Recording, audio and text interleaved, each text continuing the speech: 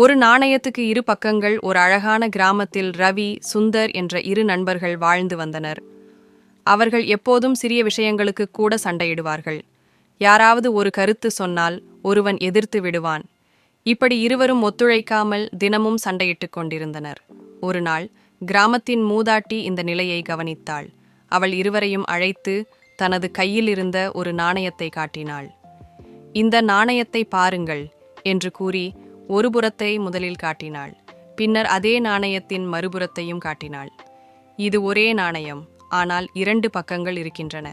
அதுபோல நீங்கள் இருவரும் வேறுபட்ட எண்ணங்கள் கொண்டவர்களாக இருந்தாலும் இருவரும் நண்பர்களாகவே இருக்கிறீர்கள் என்று அறிவுரை கூறினாள். அந்த வார்த்தைகள் ரவியும் சுந்தருக்கும் விழிப்புணர்வை அளித்தது.